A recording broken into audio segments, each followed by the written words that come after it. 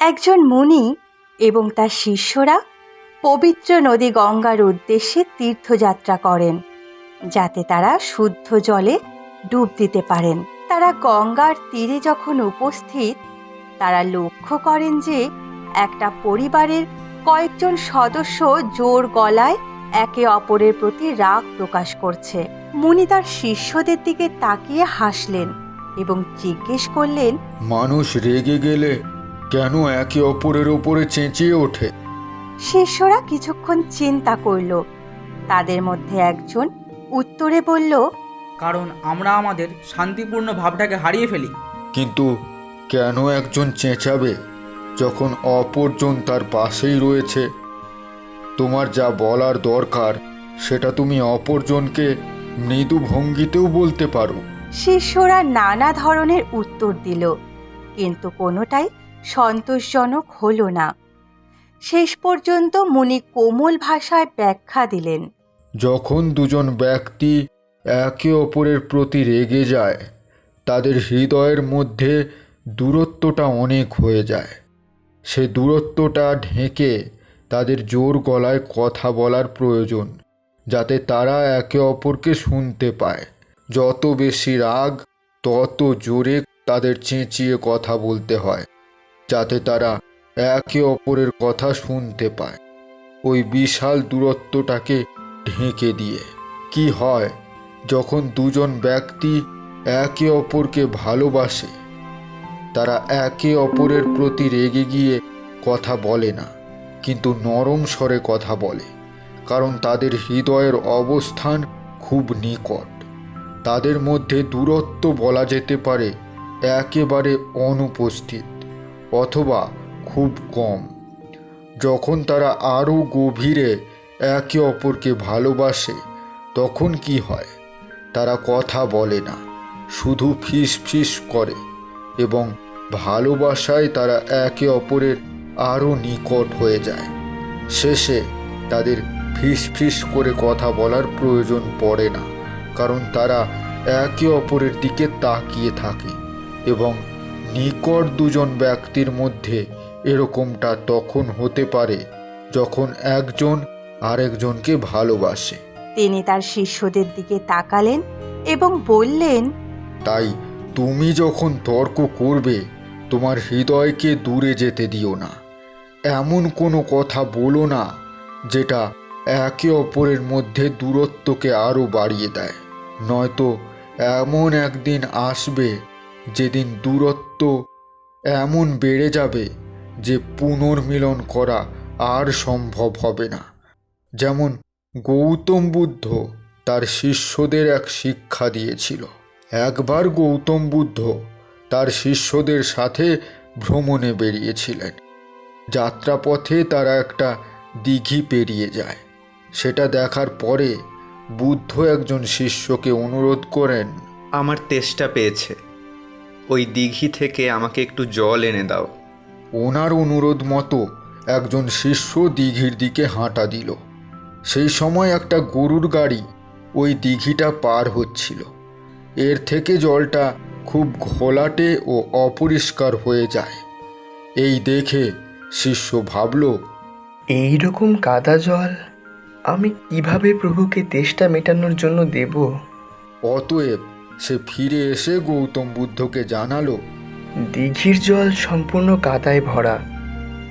আমার মনে হয় এটা পানীয় জল হিসেবে ব্যবহার করা উচিত নয়। আধ ঘন্টা কেটে যাওয়ার পরে গৌতম বুদ্ধ আবার সেই একই শিষ্যকে আদেশ করলেন যেন সে দিঘিতে ফিরে যায় এবং সেখান থেকে জল নিয়ে আসে। শিষ্য আদেশ মতো দিঘির কাছে গিয়ে দেখল যে জল তখনও ঘোলাটে হয়ে আছে। তাই ফিরে গিয়ে সে গৌতম বুদ্ধকে এই বিষয়ে অবগত করল। বেশ কিছুক্ষণ কাটার পরে গৌতম বুদ্ধ আবার সেই শিষ্যকে আদেশ করলেন দিঘির জলটা দেখে আসতে। এইবার গিয়ে শিষ্য দেখল যে জলে যে কাদা ছিল সেটা তোলায় মিশে গেছে এবং দিঘির জল এখন পরিষ্কার এবং স্বচ্ছ। তাই সে একটা ঘটে সামান্য জল সংগ্রহ করে গৌতম বুদ্ধের জন্য নিয়ে গেল। গৌতম বুদ্ধ এবার ঘটের জলটাকে দেখলেন এবং তারপর শিষ্যের দিকে তাকিয়ে জিজ্ঞেস করলেন, তুমি জলটা পরিষ্কার করার জন্য কি করেছ? যখন শিষ্যকে দেখে বিভ্রান্ত লাগলো, বুদ্ধ উত্তর দিলেন, তুমি এটা যেরকম ছিল সেরকম রেখে দিলে এবং কাদাটা নিজে থেকেই তলানিতে পড়ে রইল এবং তুমি পরিষ্কার জল পেয়ে গেলে। তোমার মনটাও ঠিক এরকম। সেটা যখন বিচলিত থাকে তখন সেটা যেমন আছে সেরকম থাকতে দাও, সেটাকে একটু সময় দাও, সেটা নিজে থেকে শান্ত হয়ে যাবে। সেটাকে শান্ত করার জন্যে তোমার কোনো প্রচেষ্টার প্রয়োজন নেই, এটা হবেই, এটা অনায়াসে হবে। আসলে মনের শান্তি অর্জন করা কোনো কঠিন কাজ নয়। কোনো প্রচেষ্টা ছাড়াই এই প্রক্রিয়াটা হয়, কারণ আমরা যেরকম এটা আসলে তারই পরিচয়। আমরা আত্মারা হলাম শান্তিময় অস্তিত্ব। রাগকে বশে রেখে আমরা জ্ঞান বিতরণ করেও নিজেদের শ্রেষ্ঠত্ব প্রমাণ করতে পারি। যেমন একসময় ফ্রেডরিক এবং ওন্ডা নামে দুই খরগোশ থাকতো, যারা একসাথে হাঁটতে যেতে খুব ভালোবাসতো। এই রকমই একবার হাঁটতে গিয়ে তারা দুটো গাজর দেখতে পায়। একটা গাজরের মাথার দিক থেকে বিরাট কয়েকটা পাতা গজিয়েছে এবং আরেকটা গাজর ওপরের দিক থেকে অনেকটা ছোট দেখতে লাগলো। ফ্রেডরিক খুব উত্তেজিত হয়ে বিরাট পাতা সমেত গাজরটার দিকে ছুটে গেল। আমি এটা খাবো। গর্বের সাথে এটা বলে সে মাটি থেকে গাজরটা উপড়ে তুলবে বলে এগিয়ে গেল। ওন্ডা কাঁধ ঝাঁকালো এবং অন্য গাজরটা টেনে তুলল, যেটা দেখা গেল যে আকারে অনেক বড়। ফ্রেডরিক অবাক হয়ে গেল এবং জিজ্ঞেস করল, এটা কিভাবে সম্ভব? ওন্ডা তার বন্ধুর দিকে তাকিয়ে বলল, তুমি সবসময় একটা গাজরের পাতা দেখে তাকে বিচার করতে পারো না। তারা আবার হাঁটতে শুরু করলো এবং আবার দুটো গাজর দেখতে পেল, যাদের পাতার মাপ ভিন্ন। এবার ফ্রেডরিক তার বন্ধুকে আগে গাজর বাছাই করতে দিল। ওন্ডা প্রতিটা গাজরের কাছে লাফিয়ে গেল। খুঁটিয়ে দেখে ভালো করে গন্ধ শুকলো এবং ফ্রেডরিক আশ্চর্য হয়ে দেখল যে ওন্ডা বড় পাতাওয়ালা গাজরটাকে বেছে নিল।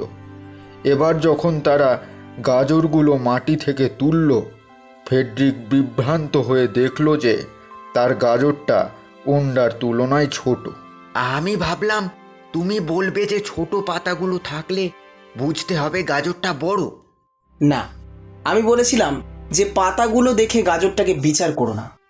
কোনো জিনিস বাছাই করবার আগে সেটা নিয়ে ভাবা যে গুরুত্বপূর্ণ সেটা মনে রাখতে হবে। তৃতীয়বার তারা আবার দুটো গাজর পেল, ভিন্ন আকারের পাতা সমেত। ফ্রেডরিককে আবার বিভ্রান্ত দেখালো এবং সে বুঝতে পারল না কি করবে। ওন্ডা নির্দেশ দিল যে কোন গাজরটা খাবে সেটা ফ্রেডরিক পছন্দ করতে পারে।